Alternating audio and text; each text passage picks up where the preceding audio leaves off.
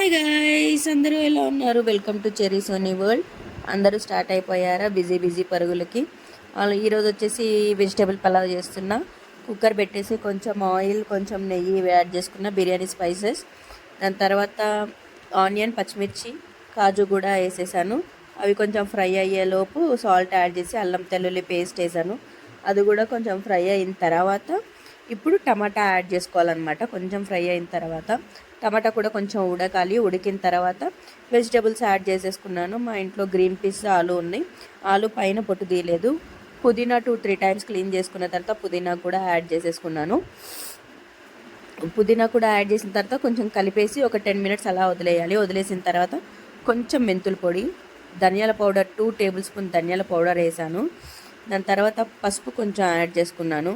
పసుపు, జీలకర్ర powder add చేశాను. దాని తర్వాత మంచిగా కలిపేసాను. ఒకసారి కలిపేసి 2 టేబుల్ స్పూన్ కారం అయితే యాడ్ చేశాను. కారం వేసిన తర్వాత మళ్ళీ కలిపేసి ఒక 5 మినిట్స్ అలా వదిలేసి దాని తర్వాత రైస్ యాడ్ చేసుకున్నాను. 2 గ్లాసెస్ రైస్కి 4 గ్లాసెస్ వాటర్ అయితే పోసాను నేను. మంచిగా కలిపేసి ఒకసారి టేస్ట్ చూసుకోండి. ఈ టైంలోనే ఏం సరిపోయాయా లేదా, ఉప్పు కారం సరిపోతే యాడ్ చేసుకోండి. నాకైతే సరిపోయింది. హాఫ్ లెమన్ పిండుకున్న తర్వాత కొత్తిమీర మంచిగా కట్ చేసేసాను. క్లీన్ చేసి కట్ చేసిన తర్వాత జస్ట్ ఒక్కసారి మళ్ళీ అంతా కలిసేలాగా కలుపుకుని, వాటర్ కూడా కరెక్ట్గా క్వాంటిటీతో వేసేసుకున్నారు కదా. ఇంకా నేను వేస్తే కరెక్ట్గానే వేసేసాను.